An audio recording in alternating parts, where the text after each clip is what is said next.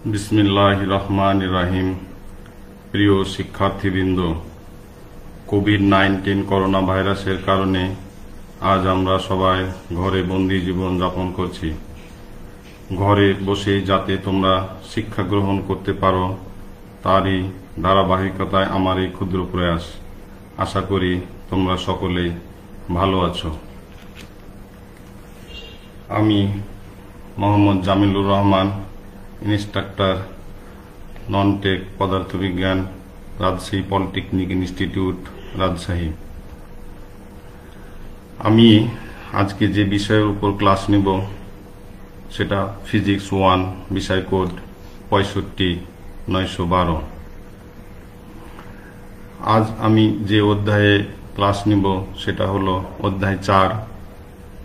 অধ্যায়ের নাম হচ্ছে নিউটনের গতিসূত্র, বল, ঘর্ষণ।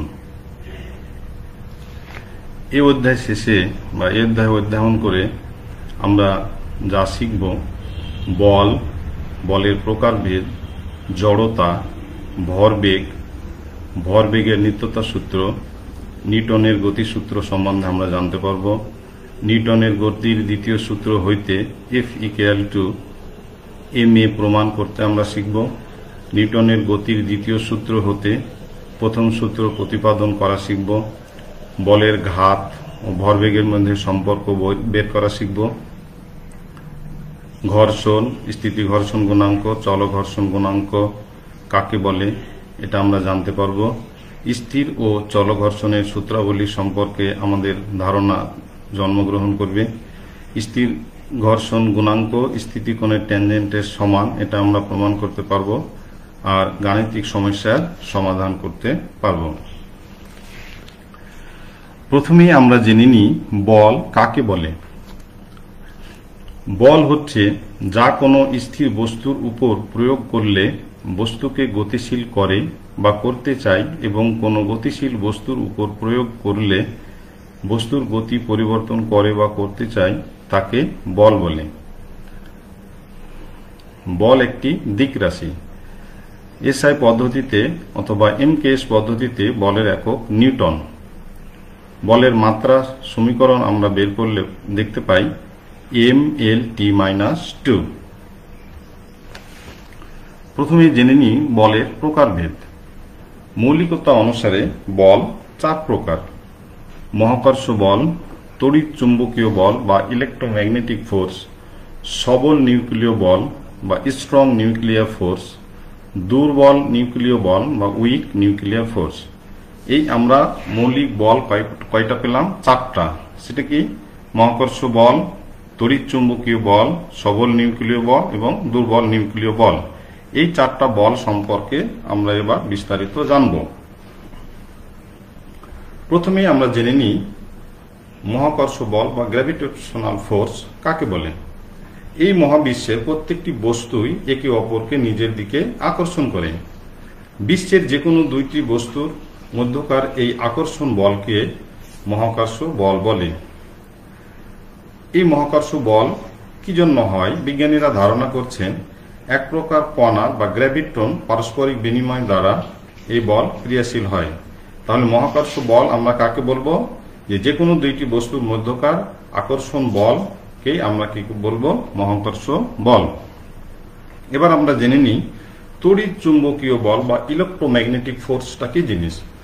2টি চার্জিত বস্তুর মধ্যে এবং 2টি চৌম্বক পদার্থের মধ্যে এ ধরনের বল কাজ করে। তাহলে 2টি চার্জিত বস্তুর মধ্যে অথবা তড়িৎ চুম্বকীয় পদার্থের মধ্যে এ ধরনের বলটা কাজ করবে। এদেরকে কুলম্বের তড়িৎ এবং চৌম্বক বলও বলা হয়। তড়িৎ ও চৌম্বক বল আকর্ষণ অথবা বিকর্ষণ 2 প্রকারই হতে পারে। স্থিতিস্থাপক বল আণবিক গঠন, রাসায়নিক বিক্রিয়া ইত্যাদিতে তড়িৎ চুম্বকীয় বলের প্রকাশ ঘটে। এবার আমরা দেখে নিব সবল নিউক্লিয় বল কাকে বলে। একটি পরমাণুর নিউক্লিয়াস প্রোটন ও নিউট্রন দ্বারা গঠিত। আমরা নিউক্লিয়াসের মধ্যে কি দেখতে পাই? প্রোটন এবং নিউট্রন। নিউক্লিয়াসে সমধর্মী আধানযুক্ত প্রোটনগুলো খুব কাছাকাছি থাকায় এদের মধ্যে কুলম্বের বিকর্ষণ বল প্রবল হওয়ায় নিউক্লিয়াস ভেঙে যাওয়ার কথা, কিন্তু বাস্তবে নিউক্লিয়াস স্থায়ী। সুতরাং নিউক্লিয়াসের সুতরাং নিউক্লিয়াসে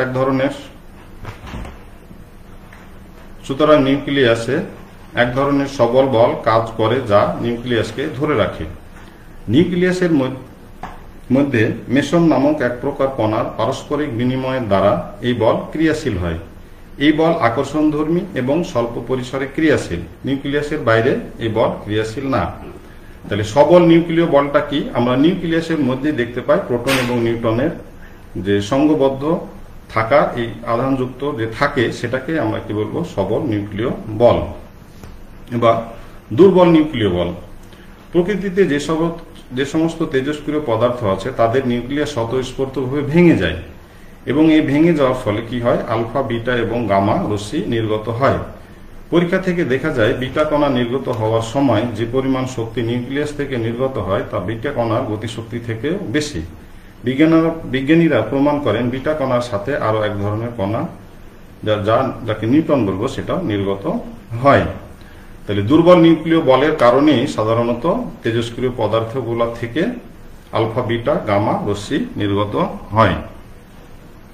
এবার আমরা জেনে নিব জড়তা কাকে বলে। প্রত্যেক জড় পদার্থই তার নিজের স্থির অথবা গতিশীল অবস্থা অক্ষুণ্ণ রাখার চেষ্টা করে। পদার্থের এই ধর্মকে আমরা কি বলবো? জড়তা। তাহলে জড়তা পদার্থের একটা ধর্ম, যে ধর্মের কারণে প্রত্যেকটি পদার্থ তার নিজস্ব অবস্থা অক্ষুণ্ণ রাখার চেষ্টা করে। অর্থাৎ গতিশীল বস্তু গতিশীল থাকবে আর স্থির বস্তু সবসময় স্থির থাকার চেষ্টা করবে। জড়তা দুই প্রকার, একটা কি স্থিতি জড়তা, একটা হলো গতি জড়তা। তাহলে জড়তা কয় প্রকার পেলাম আমরা? দুই প্রকার, স্থিতি জড়তা এবং গতি জড়তা। স্থিতি জড়তা কাকে বলে? একটি স্থির বস্তু স্থিতিশীল থাকার যে ধর্ম বা প্রবণতা তাকে স্থিতি জড়তা বলে। তাহলে একটা স্থিতি জড়তা কাকে বলবে? একটি স্থির বস্তু সারা জীবনই সে কি করবে? স্থির থাকবে এবং এই ধর্ম বা প্রবণতা সেটাকে আমরা কি বলবো? স্থিতি জড়তা। একটা থেমে থাকা বাস হঠাৎ চলতে শুরু করলে যাত্রীরা পেছনের দিকে হেলে পড়ে। এর কারণ যাত্রীর দেহের নিচের অংশ বাসের সাথে লেগে থাকে, ফলে সে অংশ গতিশীল হয়, কিন্তু উপরের অংশ স্থিতি জড়তার কারণে স্থির থাকতে চায়, ফলে যাত্রী পেছনে হেলে পড়ে। এবার আমরা দেখে নিব গতি জড়তা। তো একটি গতিশীল বস্তু গতিশীল থাকার যে ধর্ম বা প্রবণতা তাকে গতি জড়তা বলে। একটি চলন্ত বাসে হঠাৎ ব্রেক চাপলে যাত্রীরা সামনের দিকে ঝুঁকে পড়ে, এটা একটি গতি জড়তার উদাহরণ। কারণ কি?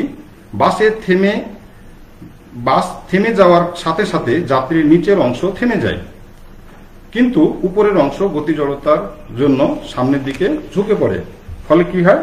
সামনের দিকে আমরা ঝুঁকে পড়ি। ভরবেগ জিনিসটা কি? কোন বস্তুর ভর ও বেগের গুণফলকে আমরা ভরবেগ বলবো সাধারণভাবে। তাহলে কোন বস্তুর ভর যদি এম হয় এবং বেগ ভি হলে আমরা ভরবেগ কি বলবো? M V. তাহলে ভরবেগ আমরা অন্যভাবে বলতে পারি যে ধর্মের কারণে বস্তুর ভর ও বেগের ভর এবং বেগ কি হয়? যে ধর্মের কারণে বস্তুর কি হয়? ভর এবং বেগের গুণফলের জন্য যেটা পাওয়া যায় সেটাকে আমরা কি বলবো? ভরবেগ।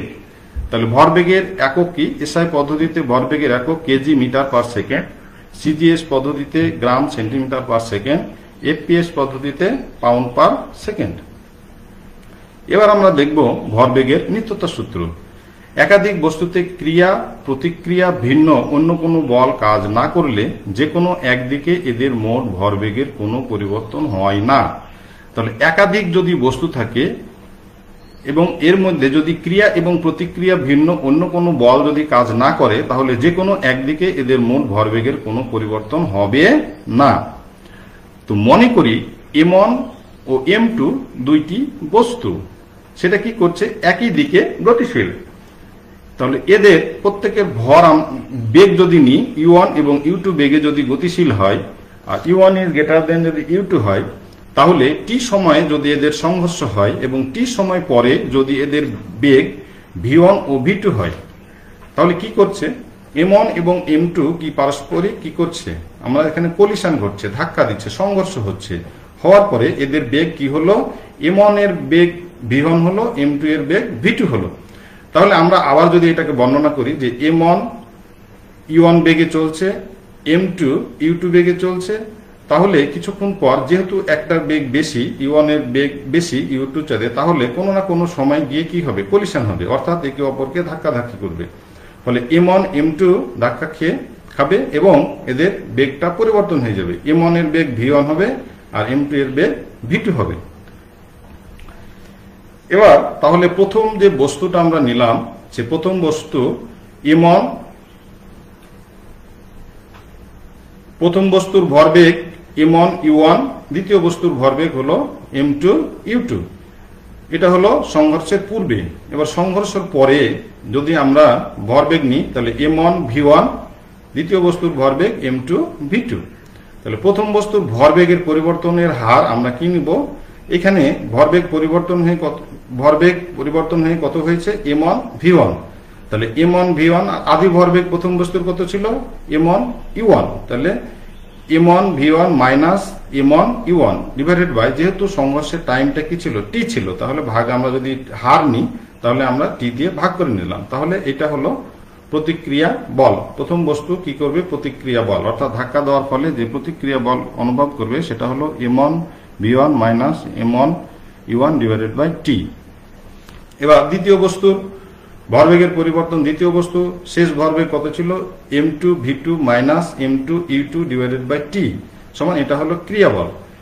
নিউটনের গতির তৃতীয় সূত্র অনুসারে আমরা কি জানি যে প্রত্যেক ক্রিয়ারই সমান এবং বিপরীতমুখী প্রতিক্রিয়া আছে। তাহলে m1 v1 minus m1 u1 divided by t equal to, যেহেতু মাইনাস প্রতিক্রিয়া বল, তাহলে m2 v2 minus m2 u2 divided by t।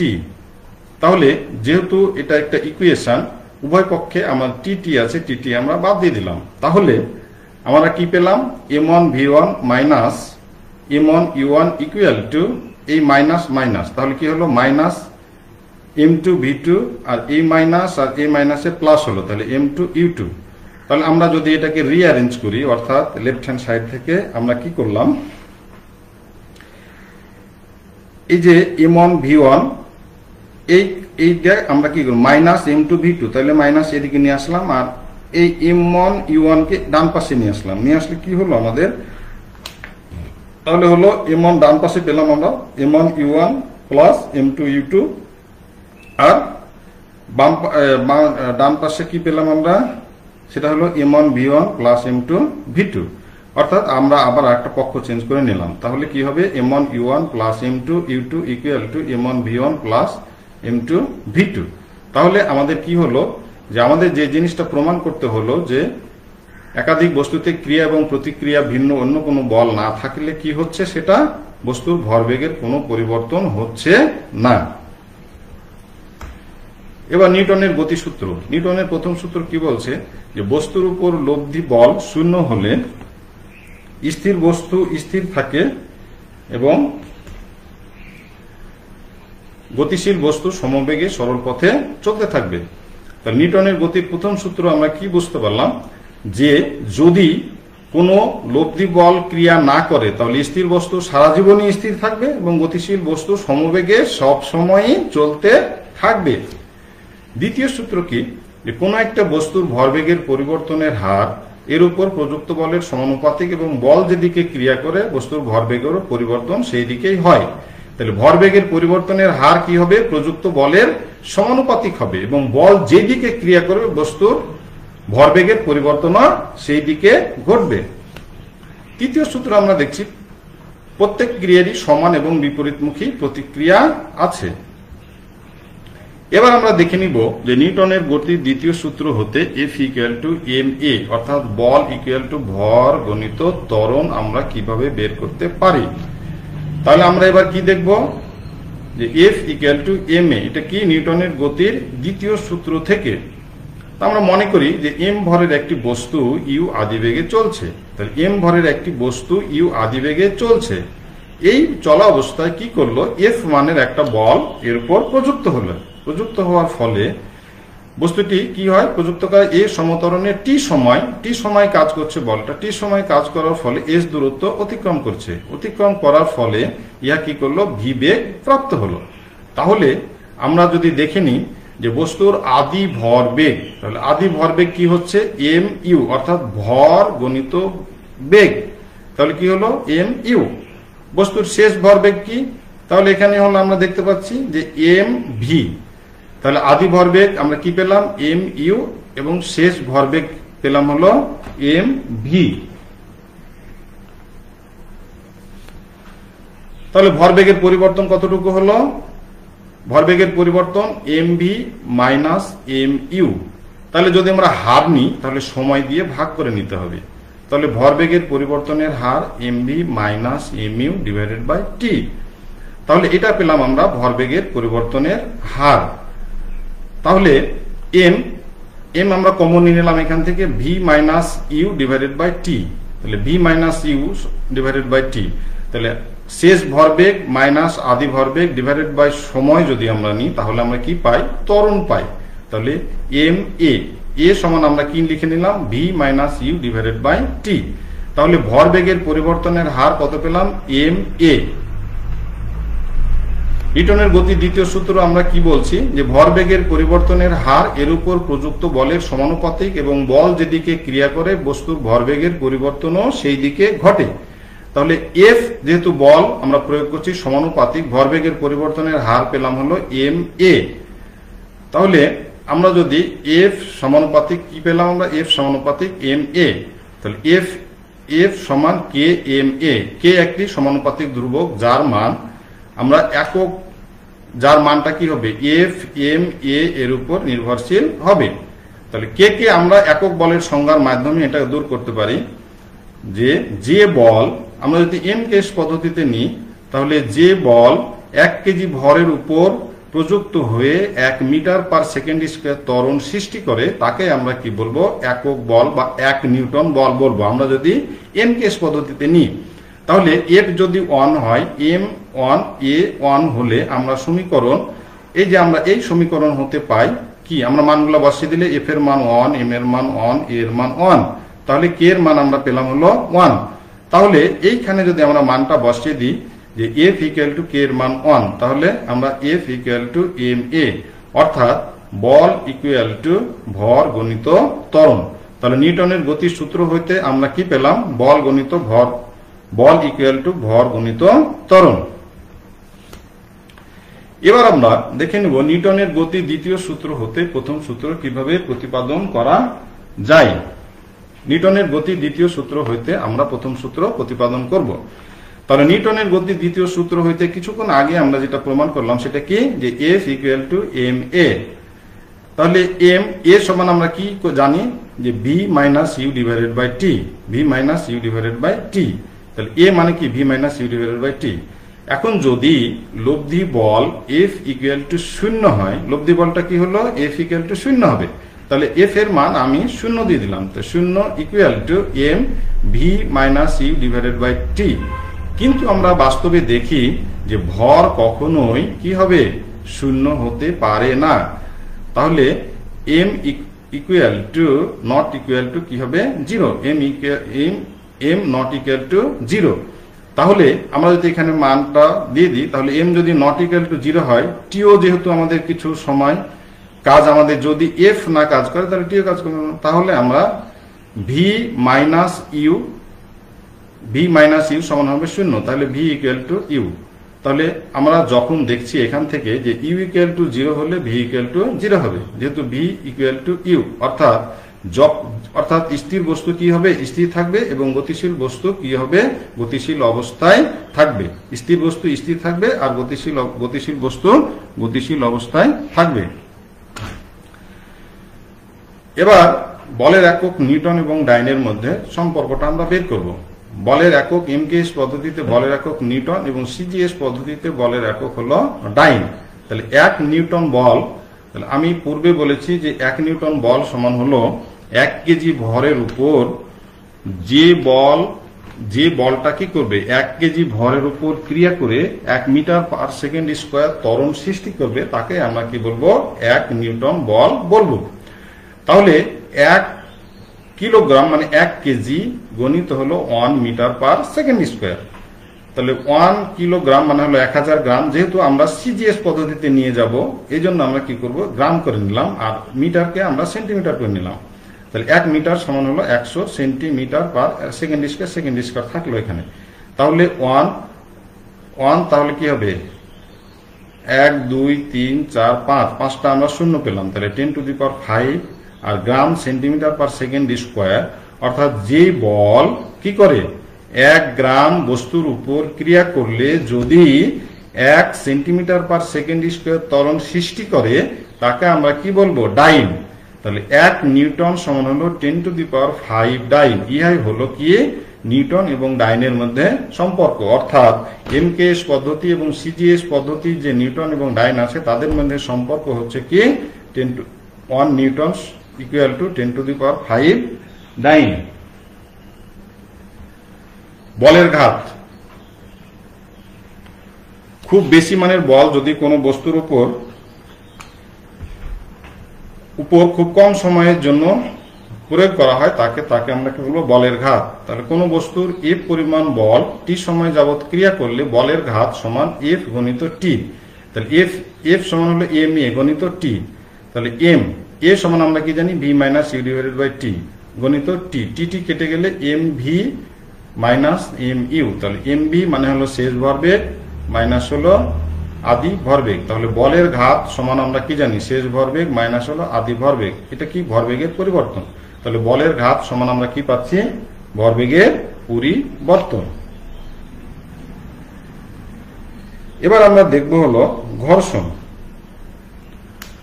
যখন একটি বস্তু অন্য কোনো বস্তুর সংস্পর্শে থেকে চলতে থাকে বা চলার চেষ্টা করে, তখন এদের মিলনতলে গতির বিপরীতে যে বিরুদ্ধ বলের সৃষ্টি হয়, তাকে আমরা কি বলবো ঘর্ষণ বলবো। তাহলে একটা বস্তু যদি অপর একটি বস্তুর উপর গড়িয়ে চলে বা চলার চেষ্টা করে, তখন এদের মিলনতলে গতির বিপরীত দিকে, অর্থাৎ যেদিকে গতি দিতে হবে তার বা টানছে কোনো একটা বস্তুকে, তার বিপরীত দিকে কি হয় একটা বিরুদ্ধ বলের সৃষ্টি হয়। এই বিরুদ্ধ বলটাকে আমরা ঘর্ষণ বলবো। তাহলে ঘর্ষণ ইজ ওয়ান কাইন্ড, অর্থাৎ friction is one kind of force. তাহলে ঘর্ষণ সাধারণত 4টি বিষয়ের উপর নির্ভর করে। ঘর্ষণ কয়টি বিষয়ের উপর নির্ভর করে? 4টি বিষয়ের উপর নির্ভর করে। বস্তুদ্বয়ের উপাদান, মিলনতলের মসৃণতা, বস্তুদ্বয়ের মধ্যবর্তী পদার্থের প্রকৃতি এবং তাপমাত্রা। এই কি করে 4টি বস্তুর উপর নির্ভর করে। আমরা এবার দেখব হলো স্থিতি ঘর্ষণ। তাহলে পরস্পর সংস্পর্শে থাকা অবস্থায় দুটি স্থির বস্তু একটি অপরটির উপর দিয়ে গতিশীল করার চেষ্টা করলে গতি সৃষ্টি নাও হওয়া পর্যন্ত যে ঘর্ষণ বল ক্রিয়া করে, তাকে আমরা কি বলবো স্থির ঘর্ষণ। গতীয় ঘর্ষণ কি? পরস্পর সংস্পর্শে থাকা অবস্থায় দুটি বস্তু একটি অপরটির উপর চলাচল করার সময় যে ঘর্ষণ বলের সৃষ্টি হয়, তাকে আমরা কি বলবো গতীয় ঘর্ষণ। এবার আমরা দেখে নিব স্থির ঘর্ষণের সূত্রাবলী। স্থির ঘর্ষণ বস্তুর গতির প্রয়াস যেদিকে এর বিপরীতে ক্রিয়া করে। গতিরোধের জন্য যে পরিমাণ বলের প্রয়োজন স্থির ঘর্ষণ সেই পরিমাণ বলই ক্রিয়া করে। সীমাস্থ ঘর্ষণ সর্বদা অবিলম্ব প্রতিক্রিয়ার সমানুপাতিক হবে। ঘর্ষণের মান স্পর্শ তলের প্রকৃতি ও অবস্থার উপর নির্ভর করে। ঘর্ষণ বলের মান স্পর্শ তলের ক্ষেত্রফলের উপর নির্ভর করে না। তল যত মসৃণ হবে ঘর্ষণ তত কম হবে। এবার আমরা দেখে নিব চলঘর্ষণের সূত্রাবলী। চলঘর্ষণ সর্বদা বস্তুর গতির বিপরীত দিকে ক্রিয়া করে। একের সাপেক্ষে অন্যের গতির কোনো পরিবর্তন না হলে চলঘর্ষণ অবিলম্ব প্রতিক্রিয়ার সমানুপাতিক। চলঘর্ষণ দুটি বস্তুর স্পর্শিত তলের ক্ষেত্রফলের উপর নির্ভর করে না। চলঘর্ষণ মিলন তল দুটির প্রকৃতির অবস্থার উপর নির্ভর করে। বেগ বেশি না হলে চলঘর্ষণ বেগের উপর নির্ভর করে না। স্থিতিকোণ। অনুভূমিকের সাথে একটি তল যে কোণে অবস্থান করলে এর উপর দিয়ে একটি বস্তু গতিশীল হওয়ার উপক্রম হয়, তাকে ওই বস্তুর স্থিতিকোণ বলে? স্থিতি ঘর্ষণ কোণ। সীমাস্থ ঘর্ষণ অবিলম্ব প্রতিক্রিয়ার লব্ধিকে লব্ধি প্রতিক্রিয়া বলে এবং লব্ধি প্রতিক্রিয়া ও অবিলম্ব প্রতিক্রিয়ার মধ্যবর্তী কোণকে স্থির ঘর্ষণ কোণ বলে। থিটা এফ এখানে স্থির ঘর্ষণ কোণ। চলঘর্ষণ গুণাঙ্ক। চলঘর্ষণ বলের মান ও অবিলম্ব প্রতিক্রিয়ার অনুপাতকে চলঘর্ষণ গুণাঙ্ক বলে। একে মিউকে দ্বারা প্রকাশ করা হয়। চলঘর্ষণ গুণাঙ্ক মিউকে ইকুয়াল টু এফ কে ডিভাইডেড বাই হলো আর। স্থিতি ঘর্ষণ গুণাঙ্ক পরস্পরের সংস্পর্শে থাকা দুইটি বস্তুর সীমাস্থ ঘর্ষণ অবিলম্ব প্রতিক্রিয়ার অনুপাতকে স্থিতি ঘর্ষণ গুণাঙ্ক বলে। একে মিউ এস দ্বারা প্রকাশ করা হয়। তার স্থিতি ঘর্ষণ গুণাঙ্ক mu S equal to F L divided by R. এবার আমরা দেখে নিব যে স্থির ঘর্ষণ গুণাঙ্ক স্থিতি কোণের ট্যানজেন্টের সমান। সংজ্ঞা থেকে বলা যায় সীমাস্থ ঘর্ষণ বল অবিলম্ব প্রতিক্রিয়া বলের অনুপাতকে স্থির ঘর্ষণ গুণাঙ্ক বলে। তাহলে স্থির ঘর্ষণ গুণাঙ্ক mu S equal to F L divided by হলো R. F L equal to সীমাস্থ ঘর্ষণ বল আর আর হলো অবিলম্ব প্রতিক্রিয়া বল। আবার অনুভূমিকের সাথে একটি তল যে কোণে অবস্থান করলে কোনো বস্তু গতিশীল হওয়ার উপক্রম হয় তাকে স্থিতিকোণ বলে, যেটা আমরা পূর্বেই শিখেছি। এবার আমরা দেখে নেব যে এসি আনত তলের উপর, এখানে থিটা কোণ হলো স্থিতি কোণ। তলের উপর আমরা একটা বল গড়িয়ে যাচ্ছে, তাহলে আনত তলের উপর আছে বা পড়ার উপক্রম হয়েছে। তলটির কোণ থিটা বৃদ্ধি করার বস্তুটি কি হবে? গতিশীল অবস্থার উপক্রম হবে। ফলে এখানে থিটা হলো স্থিতি কোণ, যেটা আমি বললাম থিটা কি স্থিতি কোণ। তাহলে প্রতিক্রিয়া বল আর সীমাস্থ ঘর্ষণ এফ এল হয়, তখন এই যে আমাদের যে ওয়েট অর্থাৎ ডাব্লুটাকে কি করবে? আমরা বিশ্লেষণ করলে দুইটা উপাংশ পাই। সেটা কি? ডাব্লিউ কস থিটা এবং W sine theta. W cos theta আর এর বিপরীতে কাজ করে। তাহলে ডাব্লিউ কস থিটা কি হবে? প্রতিক্রিয়া বল যে আর আছে এর বিপরীতে কাজ করবে। এবং W sine theta F L অর্থাৎ সীমাস্থ যে ঘর্ষণ বল আছে তার বিপরীতে কাজ করে। তাহলে ডাব্লিউ সাইন থিটা সমান আমরা কি লিখতে পারবো? F L. সাম্যাবস্থার ক্ষেত্রে W cos theta equal to R, যেটা সমীকরণ 1 দিয়ে দেখিয়েছি, আর W sine theta equal to হলো এফ এর, সমীকরণ 2 নম্বর দিয়ে। এবার 2 কে 1 দিয়ে ভাগ করলে আমরা কি পাবো? W sine theta divided by W cos theta equal to F L divided by R. F L divided by R সমান হলো মিউ এস, অর্থাৎ tan theta equal to mu s. স্থির, তাহলে আমরা বলতে পারি স্থির ঘর্ষণ গুণাঙ্ক স্থিতি কোণে ট্যানজেন্টের সমান। এবার আমরা দেখে নেব গাণিতিক সমস্যা। 50 গ্রাম ভরের স্থির বস্তুর উপর 10 ডাইন মানের একটি বল 2 সেকেন্ড যাবত ক্রিয়া করে। বস্তুটির শেষ বেগ কত? তাহলে আমরা এখান থেকে দেখে নিই যে এম সমান 50 গ্রাম পেলাম, এফ হলো 100 dyne, t equal to 2 second, u হলো 0 সেন্টিমিটার পার সেকেন্ড, আর ভি হলো ওয়াট। আমাদের শেষ বেগ বের করতে হবে। তাহলে আমরা জানি F equal to m a, তাহলে a equal to F by m. তাহলে এফ এর মান হলো কত? আমরা জানি 100 ডাইন, আর এম এর মান হলো 50, ভাগ করে আমরা পেলাম হলো 2 সেন্টিমিটার পার সেকেন্ড স্কোয়ার, অর্থাৎ ত্বরণ কত হলো? 2 সেন্টিমিটার পার সেকেন্ড স্কোয়ার। এবার আমরা জানি V equal to U plus at, তাহলে ভি ইকুয়াল টু ইউ এর মান হলো 0, আর এ এর মান পেলাম আমরা হলো 2, আর টি এর মান হলো 2 সেন্টিমিটার। তাহলে এই যে আমরা পাবো সেটা কি? Centimetre per second. তাহলে 2 দুগুণে 4, 4 সেন্টিমিটার পার সেকেন্ড। গাণিতিক সমস্যা। একটি বল 10 কেজি ভরের একটি স্থির বস্তুর উপর ক্রিয়া করে 2 সেকেন্ড এ 4 মিটার টেনে নেয়, বলের মান কত? তাহলে আমরা এম সমান 10 কেজি, এস হলো 4 মিটার, টি হলো 2 সেকেন্ড, ইউ হলো 0 মিটার পার সেকেন্ড, এফ মান আমরা বের করবো। তাহলে S equal to UT plus half A T square, 4 পেলাম, 0 2 plus half A T square, তাহলে 2a, এখান থেকে আমরা পেলাম হলো কি 2a সমান হলো 4, তাহলে a equal to 2 metre per second square. আবার আমরা জানি f ইকুয়াল টু হলো ma, তাহলে m হলো 10 আর হলো 2, তাহলে 10 দুগুণে 20 নিউটন। তাহলে এখান থেকে আমরা পেলাম হলো 10 দুগুণে হলো 20 নিউটন। তো থ্যাংক ইউ, সকলকে ধন্যবাদ। সবাই আমরা ঘরে অবস্থান করি এবং করোনা পরিস্থিতিকে আমরা সামলে নিই। আল্লাহর রহমতে আমরা অবশ্যই করোনা পরিস্থিতিকে মোকাবেলা করতে পারবো ইনশাআল্লাহ।